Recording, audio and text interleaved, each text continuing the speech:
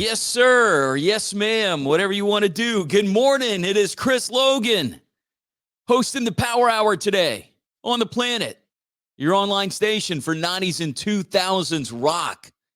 That's our main platform for the show, but you can watch on TikTok or listen to the Planet page, which we're live now, also live on Facebook, my Chris Logan page, listen to the Planet page, and also live on my Chris Logan in the Morning Facebook group. So for everybody watching this morning, appreciate it. Good morning.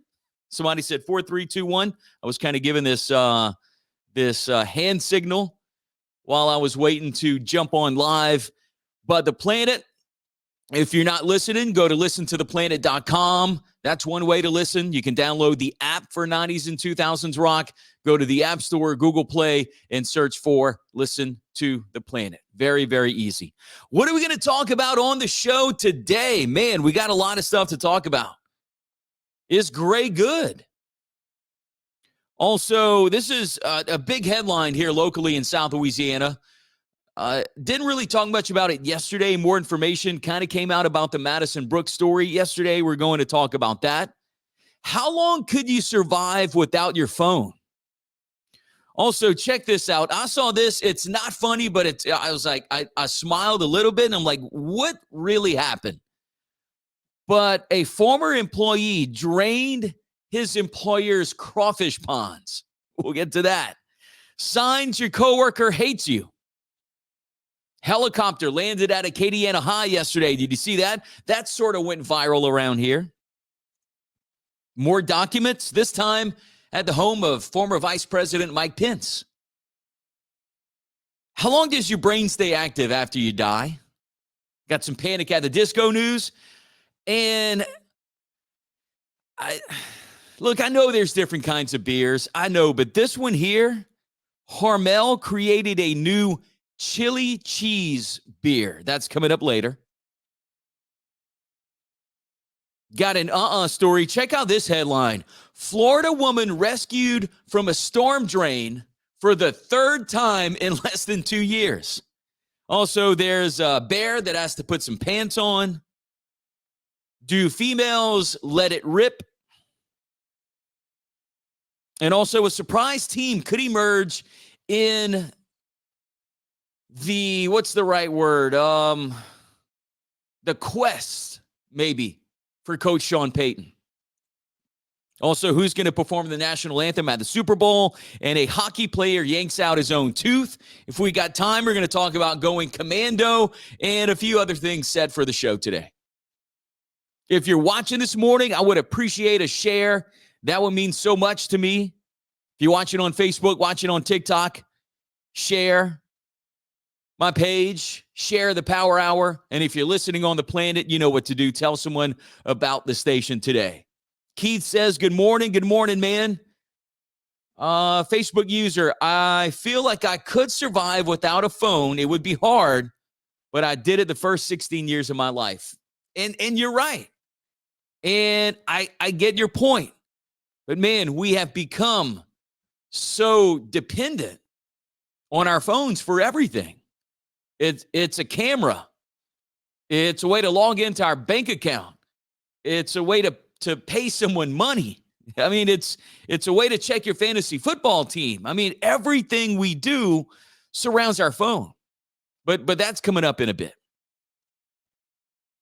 Thanks to Motor City, 1111 North University, for powering the morning show and powering the Power Hour. All quick shout out to the Bead King at Bead Busters and Float Rentals and Beads Galore and more. 2 stores are better than one. The Bead King goes big every Mardi Gras. Dude works 25 hours a day.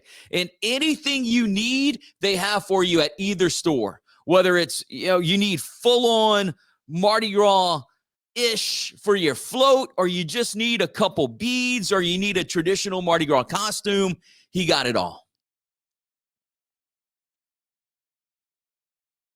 But last night, storms were a little rough if you live in South Louisiana. Man, a lot of wind, a lot of rain in a short amount of time. Hopefully everything stayed intact for you at your home. And then it's cold again today. Well, we choose to live in South Louisiana, and that's what happens. So gray hair. Look, if you're watching this morning, you see mine. Okay, I told you last week that I used to use the shampoo that, kind of mixes your gray with your normal hair color. I used to do that. And I decided that if baby Jesus wants me to have gray hair, well, then I'm going to have gray hair. But according to this today, this is from Match.com, gray hair is good as long as you're a guy. Is that misogynistic for Match.com? Is someone going to try to get them on that? But 72% of women think gray hair is hot. The women in the survey also reveal that there's a double standard when it comes to graying. They say gray hair on men is distinguished. I'm going to kind of bask in my distinguishedness. For all you peasants without gray hair, what are you waiting for?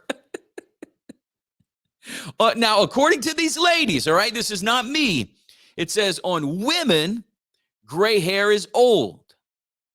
For a guy, he's a silver fox.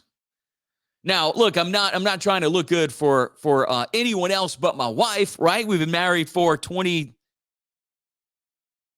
Dang. Well, we've been married since 1996. So if my wife likes the gray, she's cool with it. I'm cool with it. My daughter, if she's cool with it, then I'm cool with it too. But if you got the grays, fellas, and look, especially if you're single, maybe you're looking to get you not a new side piece. That's not the right word. If you're looking to get a new side piece, yeah, maybe gray hair would work. But if you're looking for a girlfriend, wife, keep the grays rolling. It's a thing. Also, this is a sad story, and as a father, this story, just kind of boils my blood a bit. Before we get to this, Craig, the Beat King, says good morning. Good morning, my friend. Again, if you didn't hear, I gave Craig a shout out minutes ago. Go and see him, man, for anything Mardi Gras, from like Mardi Gras glitter shoes to traditional costumes, 2 stores, bead busters and float rentals, and beads galore and more. Let's see. Facebook user says gray hair and a beard is godlike to a majority of women. Okay, so I have a little scruff going. I'm not sure if you can see it, but I do. Here's the reasoning for that. My son's a barber, and he's going to have his own shop soon, and he's going to start doing shaves and stuff like that. So I told him that I would let mine grow a little bit, and then he can practice on me. John says, I refuse to dye my hair. John, I hate to call you out, dude, but you don't have any hair. World War III will 110% be technological warfare. And then another good morning. So, yeah, appreciate all the comments this morning on Facebook. But this here, man, this saddens me. Louisiana story, bond set for suspects in LSU student Madison Brooks rape investigation. Nowadays they have to put this disclaimer on mugshots now. All persons are presumed innocent until proven guilty. But bonds have been set for 3 of the suspects in LSU student Madison Brooks rape case. Bond for Kayvon Washington, age 18, set for $150,000. Bond for Kason Carver, age 18, set at $50,000. The bond for Everett Lee, age 27, set at $75,000. According to an affidavit, Brooks, which is Madison Brooks, age 19, was raped and left to wander a local neighborhood with a blood alcohol limit of 0.319 before she was later found hit and killed by a vehicle. This was back on January 15th. So she had way too much to drink. And she was at one of the Tigerland bars, which we'll get to that story after we finish with this one.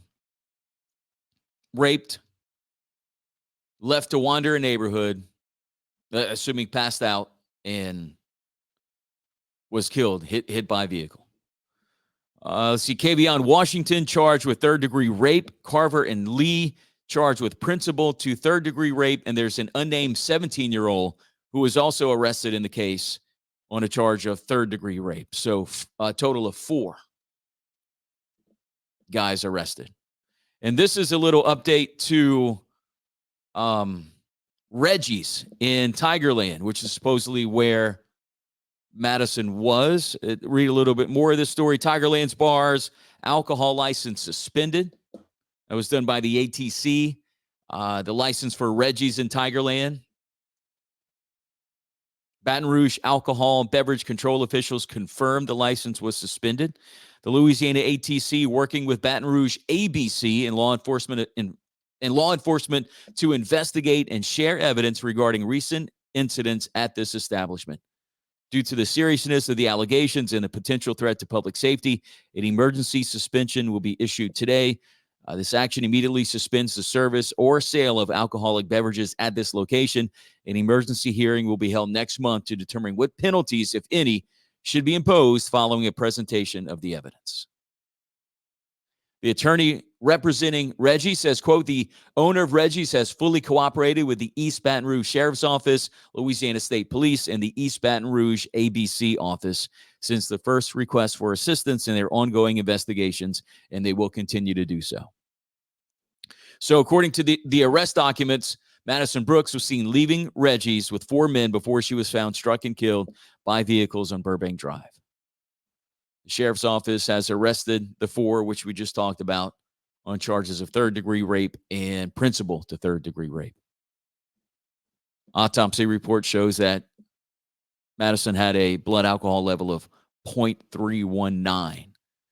Per the arrest affidavit for the men, a blood alcohol content of 0.25% to 0.399% are consistent with alcohol poisoning. 3 of those charged are also younger than 21, which we saw that. 17, 2 18-year-olds, and a 27-year-old. Let's see. Shane says, whenever we would deploy in a combat area, we were not allowed to have phones. So I say 14 months. Oh, talking about the phones. We'll get to that coming up soon. But I'm sure we're going to hear more about this story. Just, overall sad situation. Where are we going next on the Power Hour? Well, let's go to how long can we survive without our phones?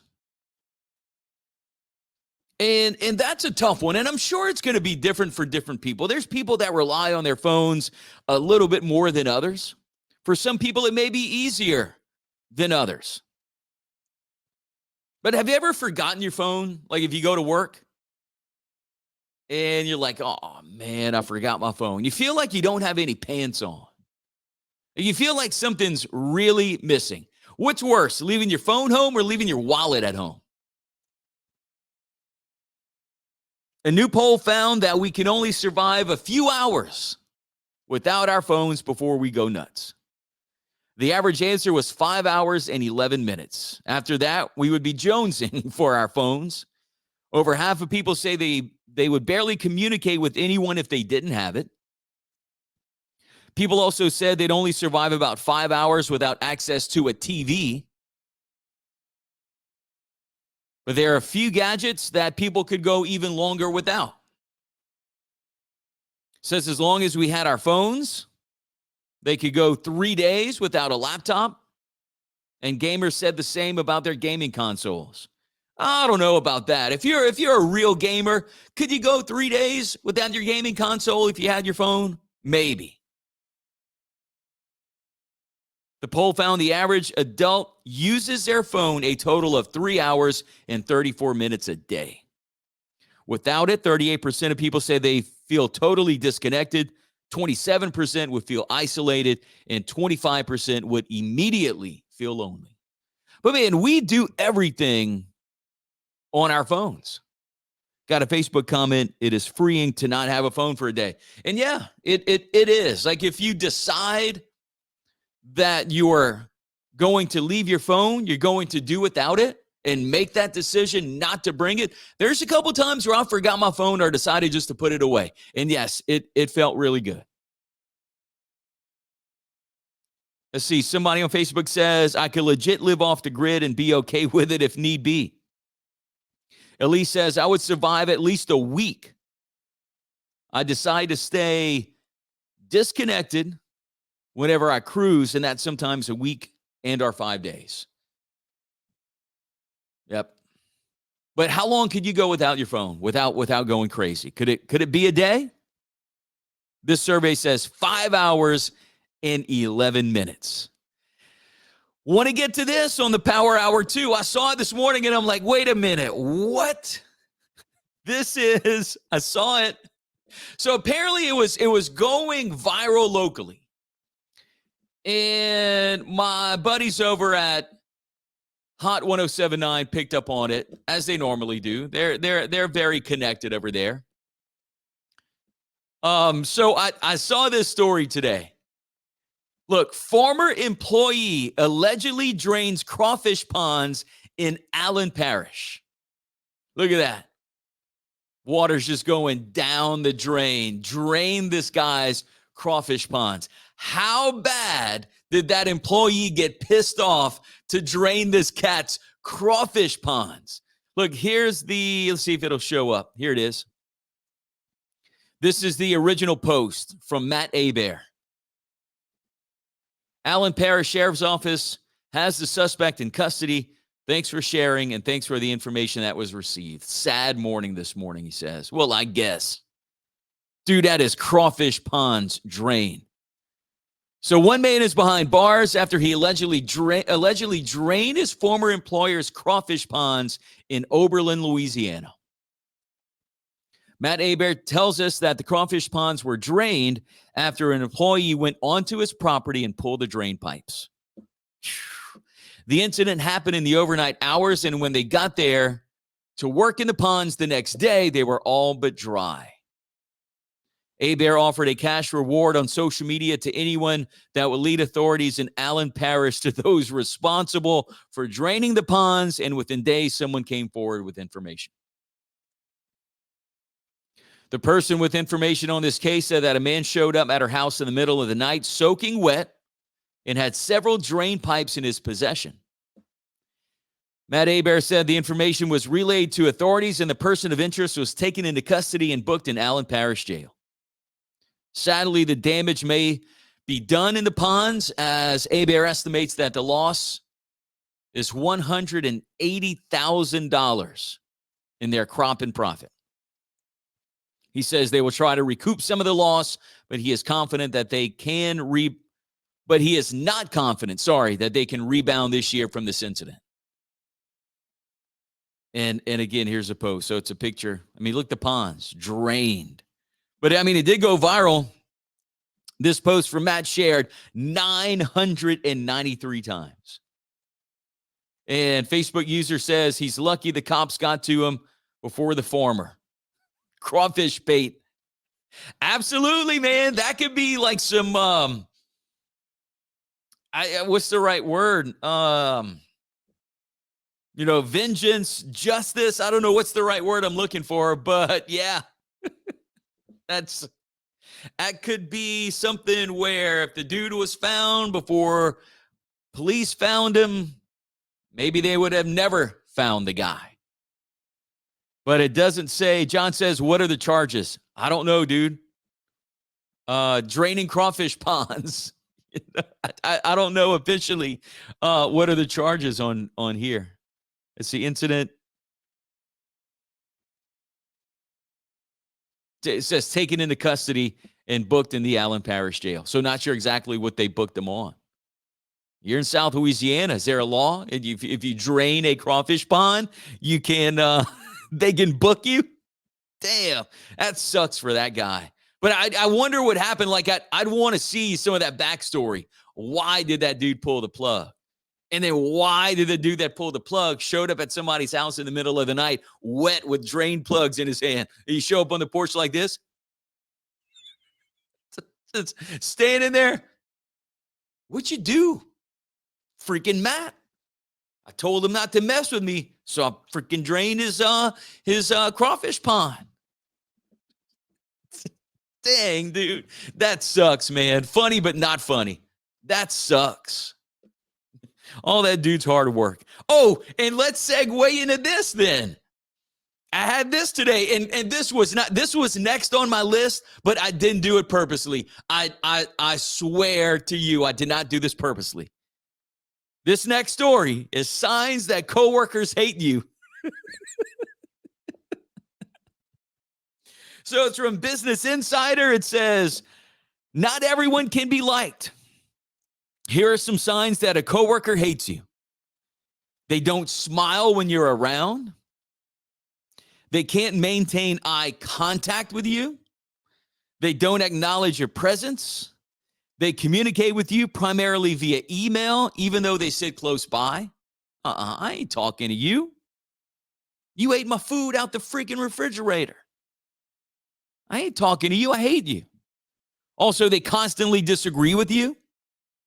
They steal credit for your ideas. And you know your coworker hates you if they encourage you to leave the company. And also this last one, you know your coworker hates you if they drain your crawfish ponds. And dude, look, I mean, crawfish farmers make a lot of money, man. They do. It's a very lucrative job for them. This guy right here has no more crawfish pond. But those are signs that a coworker hates you. At least says sure, not on purpose, right? So if you're at work today and any of those signs coming up from a coworker of yours, they probably don't like you. Yesterday, this sort of went viral around here. Again, took this from 1079ishot.com. I couldn't find the guy who originally posted. I think it might have. I know my buddy Chris shared it, but it looks like the original post was maybe from Bo Falgout. But there was a large helicopter that landed at Acadiana High School yesterday. A lot of people were wondering why. The helicopter landed near Bill Dotson Stadium. No medical emergency, which I'm sure a lot of people thought that may have been the reason why. According to Bo Falgout's post, the helicopter landed on campus when a coach arrived on a recruiting mission. The University of Miami's coach made his way to Acadiana High to recruit a young man who plays for Acadiana. He arrived in style.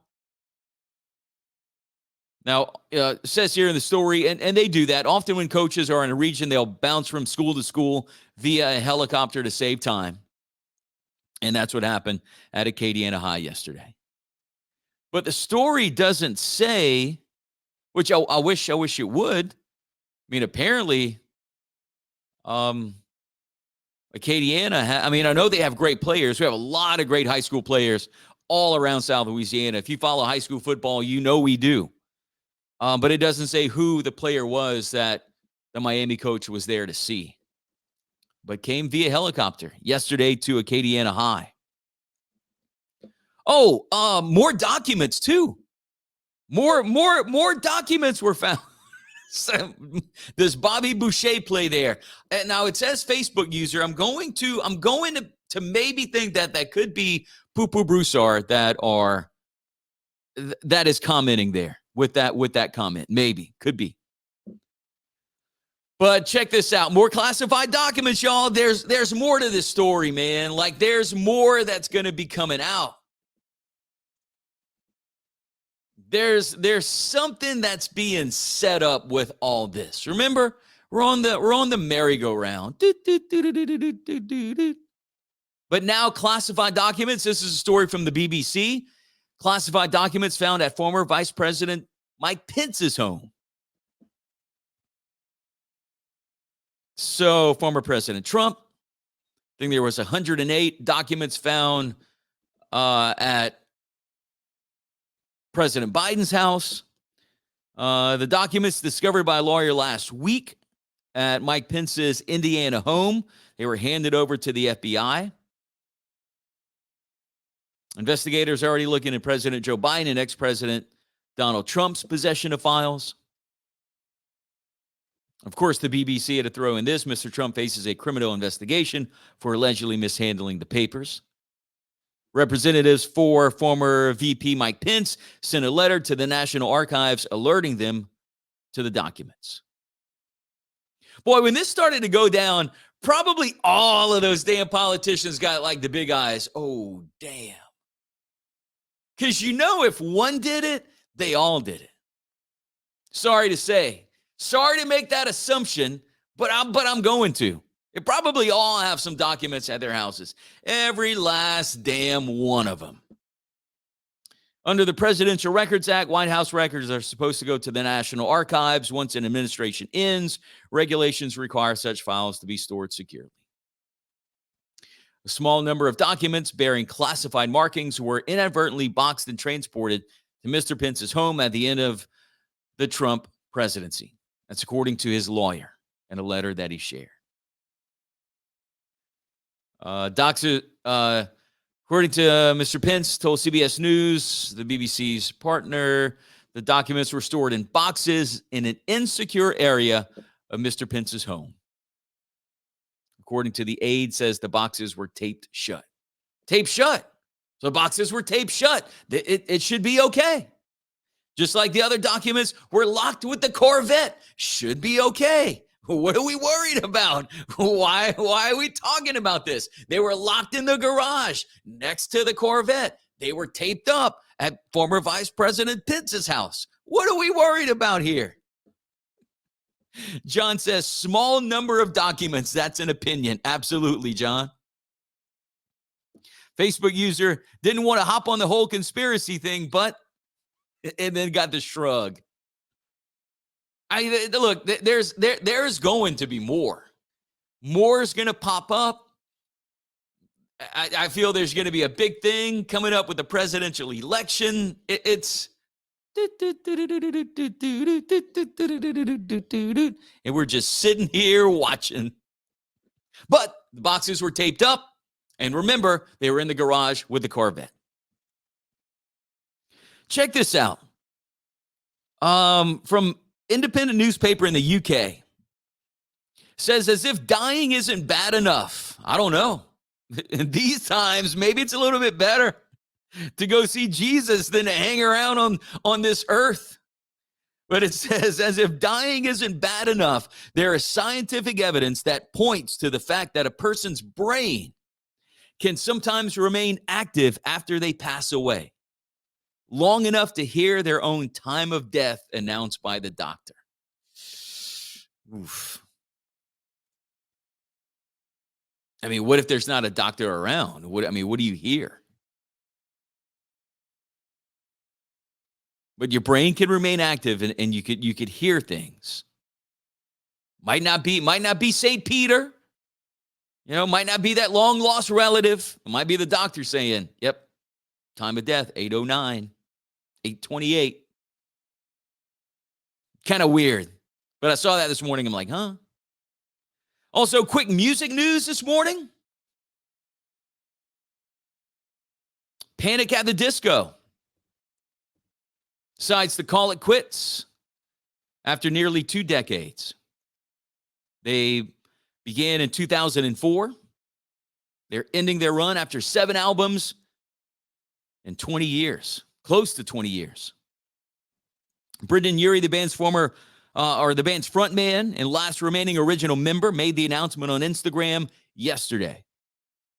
The post said the band's upcoming European tour for the 2022 album Viva Las Vengeance will be its last. Brendan says, growing up in Vegas, I could never imagine where this life would take me, but sometimes the journey must end for a new one to begin. He also announced in the post that his wife is pregnant for their first child. So he's going to be a daddy, and Panic at the Disco, done. High Hopes, big song for Panic at the Disco, hit number 4 on the Billboard chart back in 2019. And I Write Sins, Not Tragedies, number 7 back in 2006, making it into the top 10, 2 of their biggest hits. But Panic at the Disco, no more. I'm not sure what to think about this. Hormel created a chili cheese beer.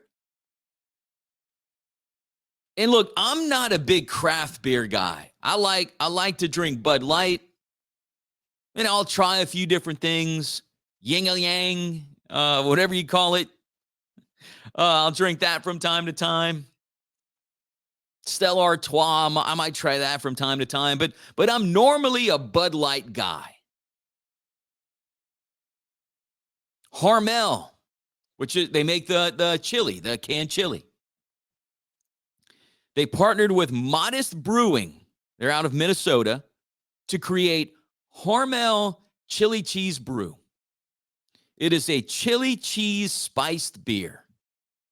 On the label, it says it pairs well with recliners, gaming, and late night snacks. The brewery describes it as, quote, chili cheese dip inspired, corn chip flavored, crushable American lager, created with a mix of savory spices and hints of cheddar cheese powder. Always, like it would be cool to be one of those people that writes descriptions for alcohol, whether it's like bourbon, hints of orange and earthy tones, or like writing for craft beer, describing what these crafted beers taste like. Now, this is only available online, HormelChiliCheeseBrew.com. If you want to pick up a 4-pack, not a 12-pack, it's a 4-pack. $12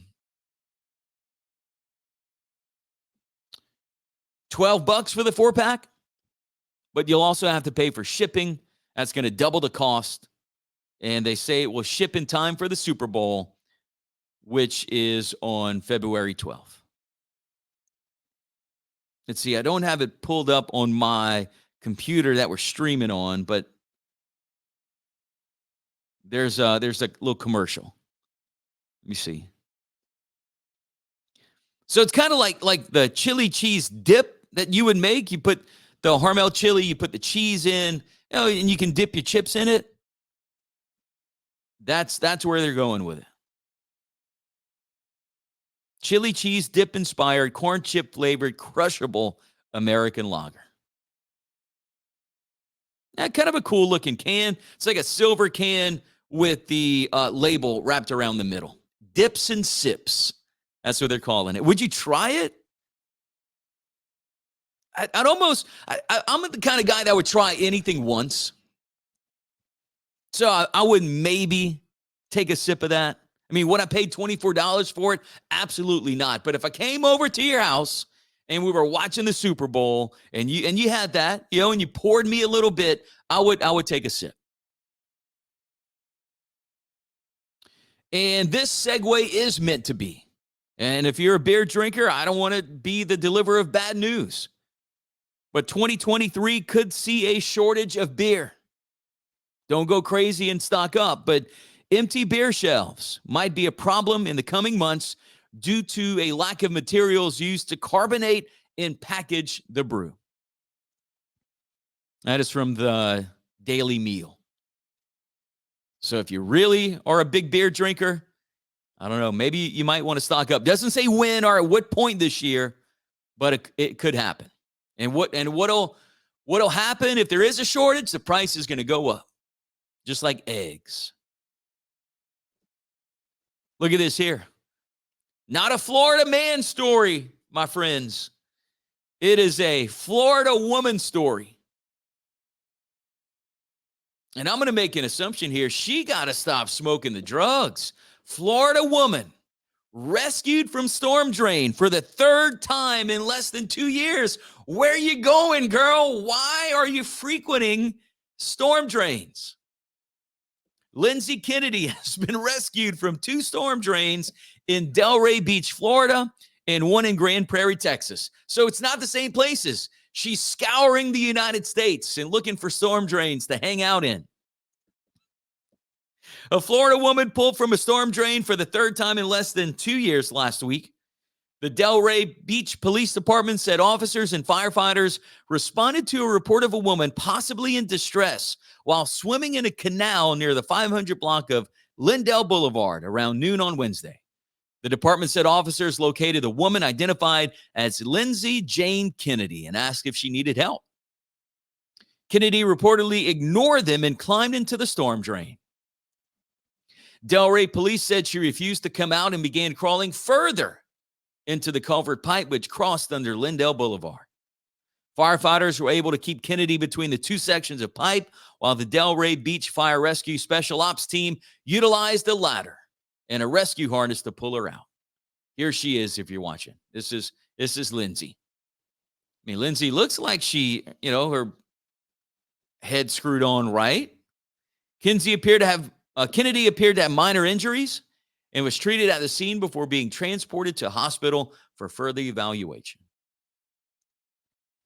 Delray police said the fire department previously rescued Kennedy from a storm drain in March 2021 after she had been missing for 3 weeks.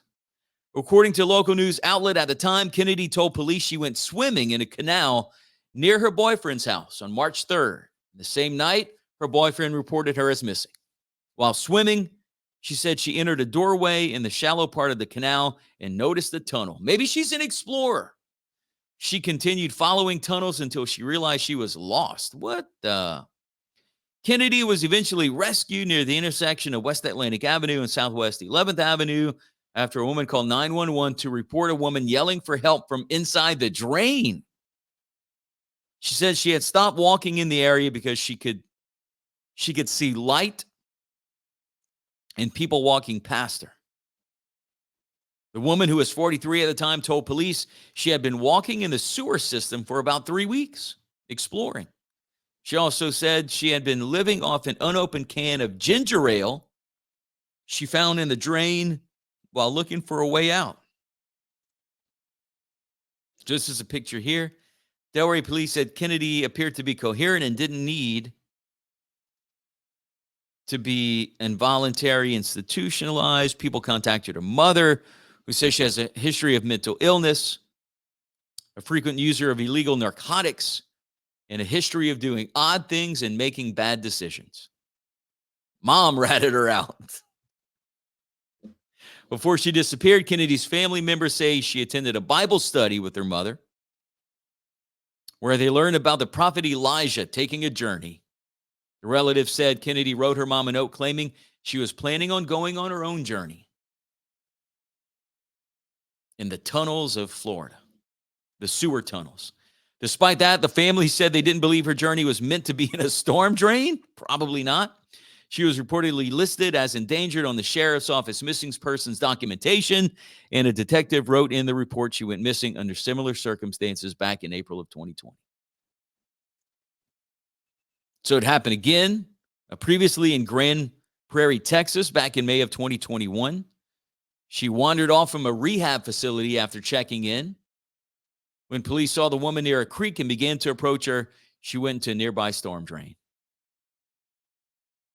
Second, I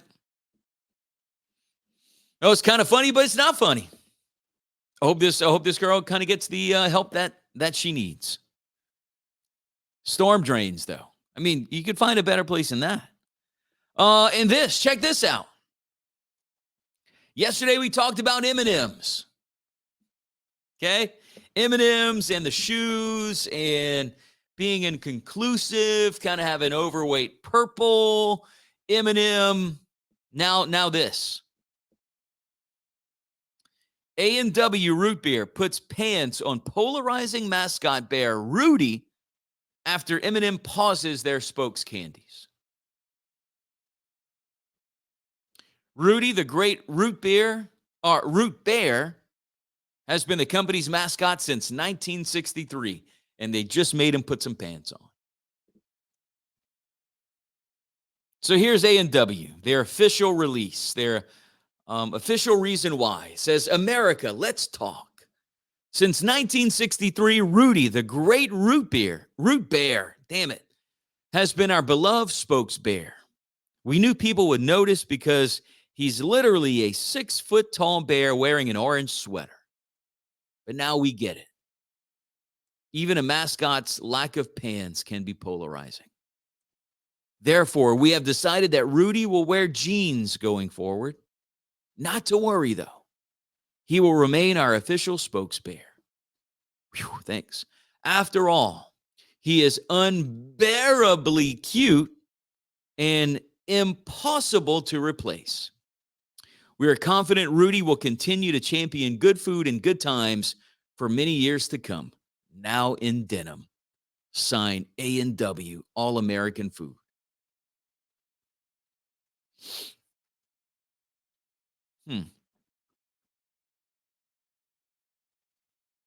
Have y'all been to the zoo lately?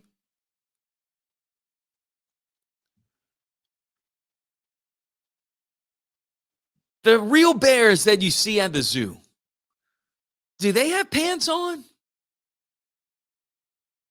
I don't think so, right? That encyclopedia you pulled off the shelf back in 84, you pulled the B off the shelf to do some work for school. Maybe you went to Bear. Did bears have pants on in the encyclopedia? That National Geographic special about bears, do they have pants on? Do bears have pants on in their natural habitat? No. No, the answer is no. So why does Rudy, the great root bear, why does he have to put pants on? Bears don't wear pants. Whew. Y'all. Come on, man. Like, here's Rudy. If you're watching, displayed inside the A&W Okinawa Company restaurant in Japan. Now, we don't see much of the A&W stores around here in South Louisiana, the fast food restaurants.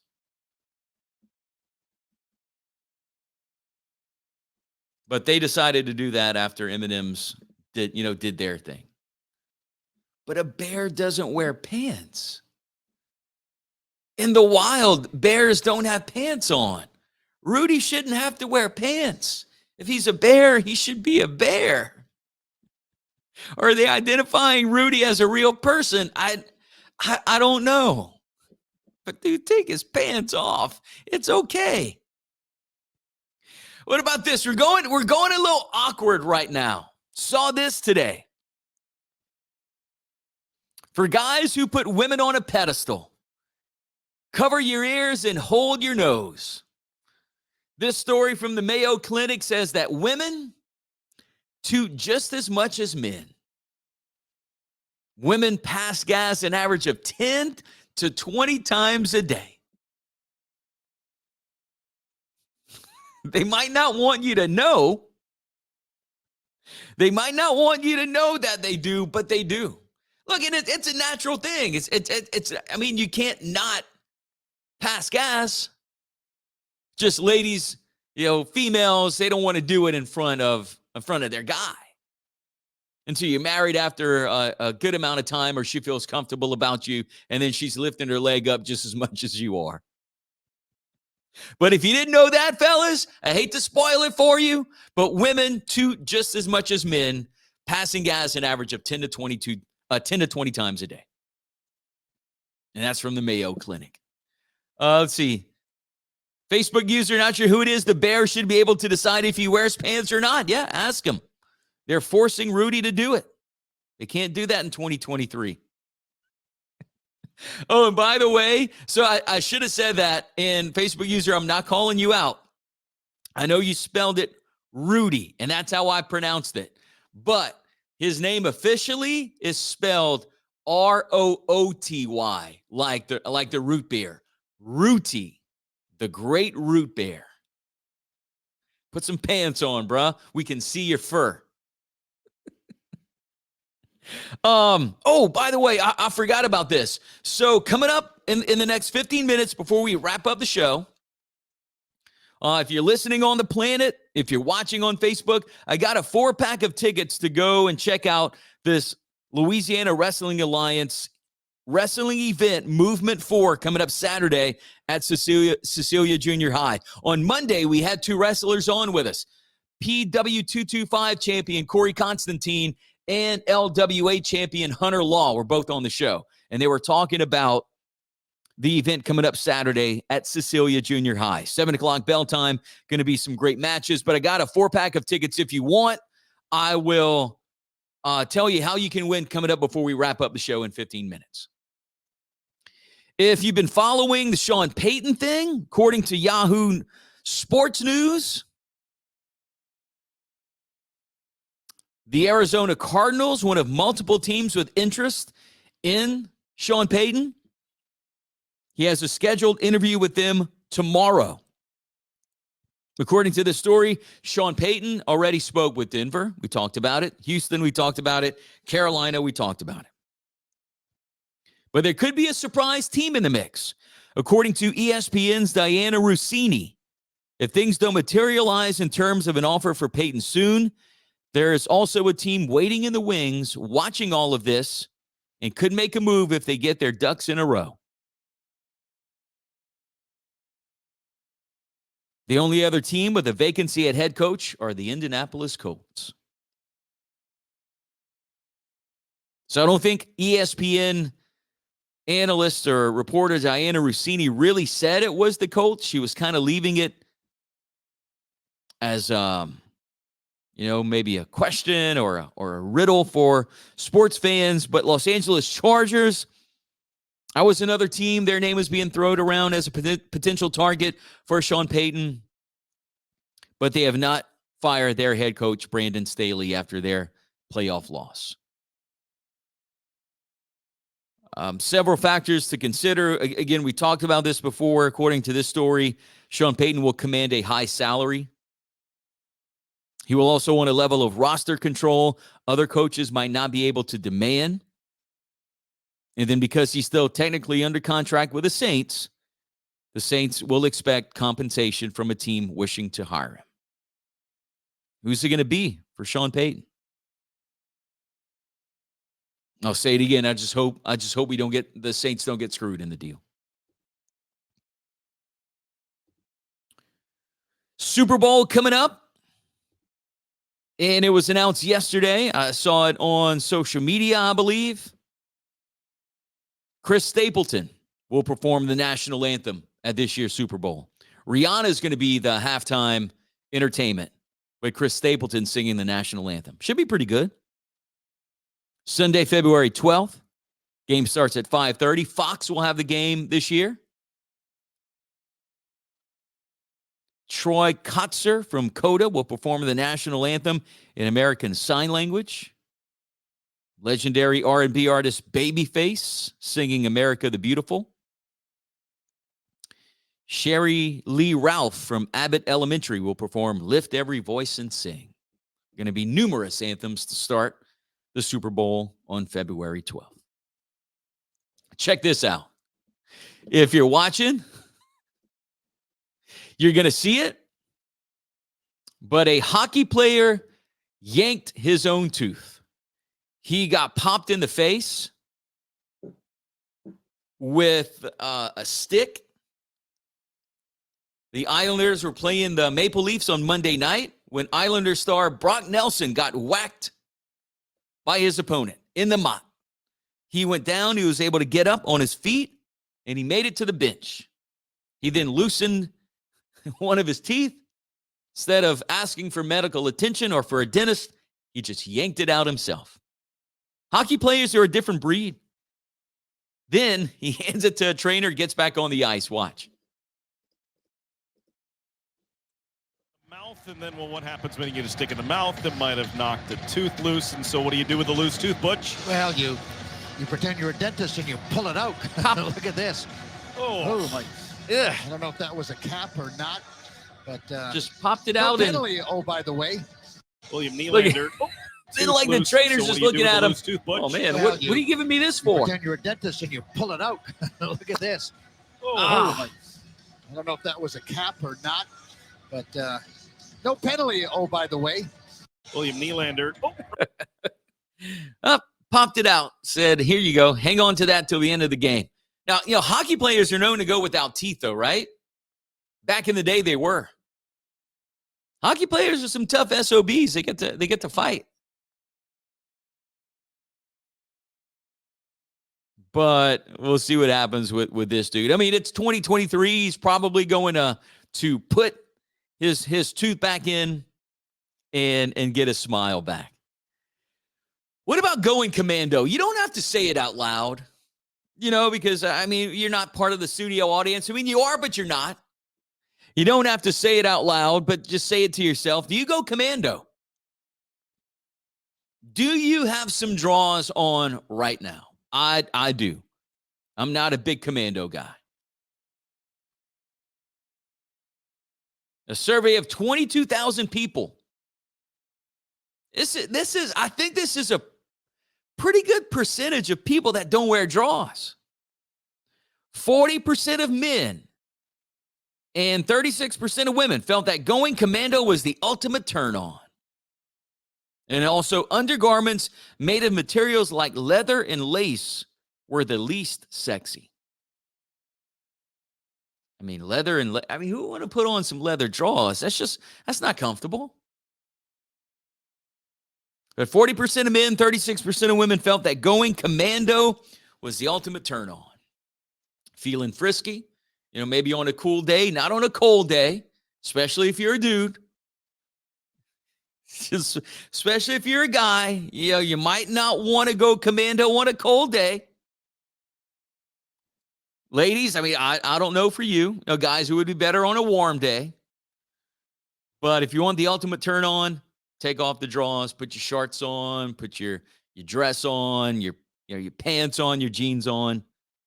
It's kind of a turn on. Today is Wednesday.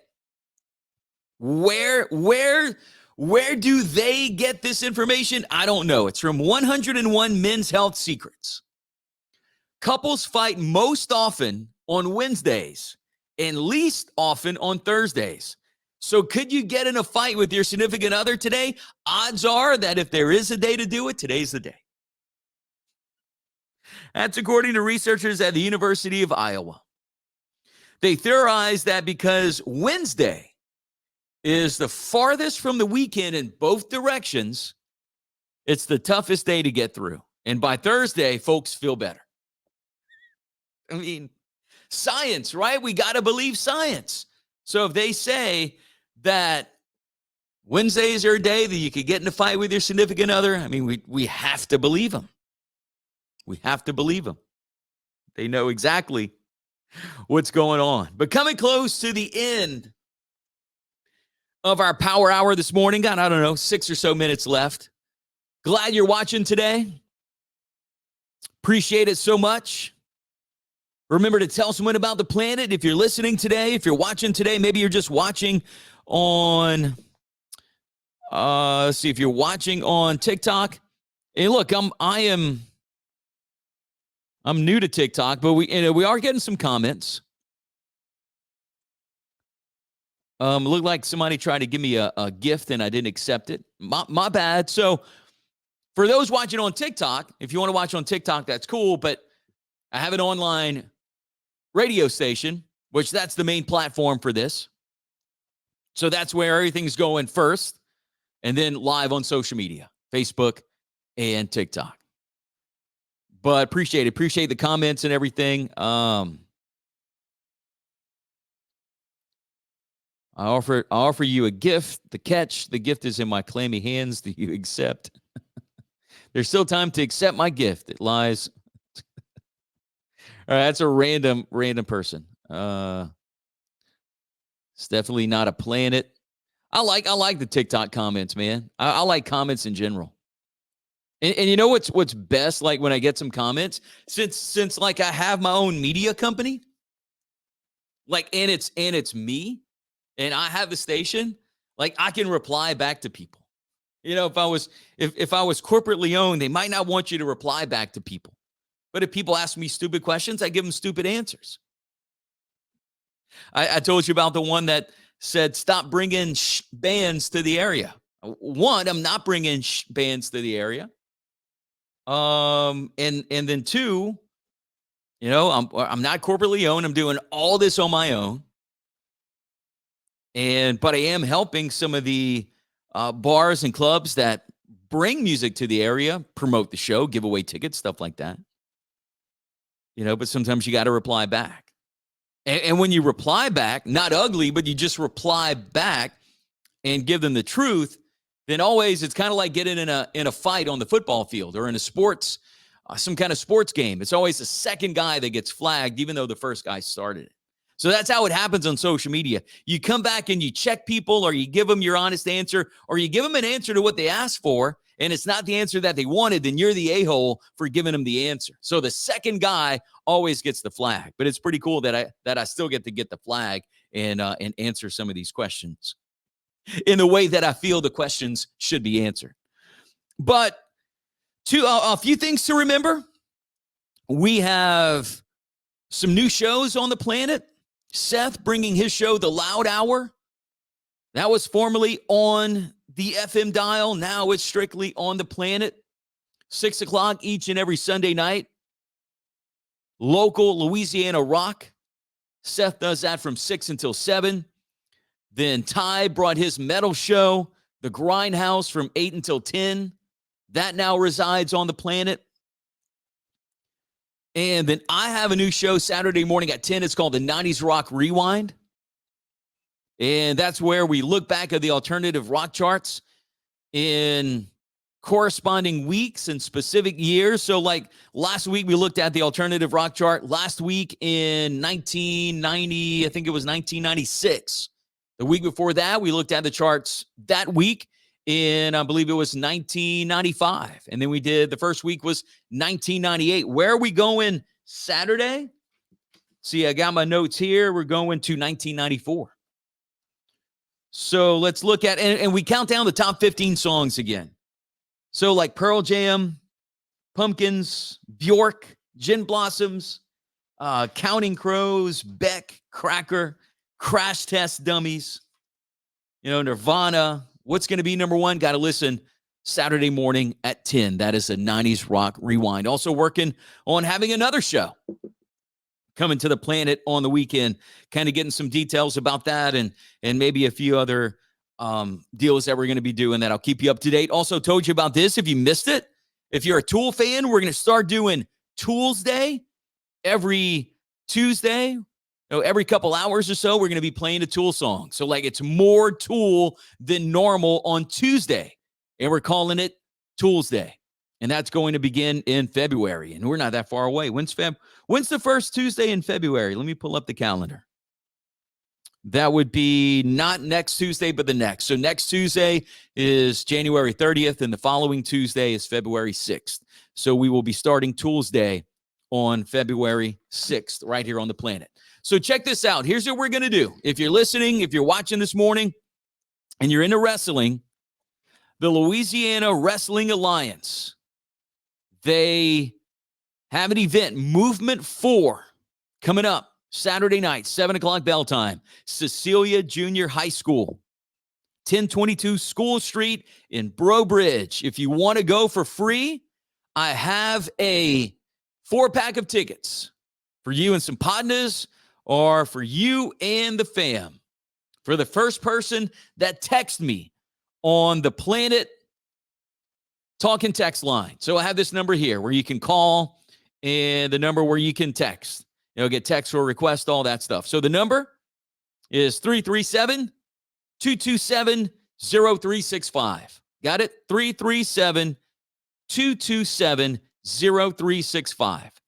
That's the number here to the Planet phone. Just text me and say, give me them tickets. The first person to do so, you get a family 4-pack of tickets to Movement 4, local wrestling show coming up Saturday night in Cecilia.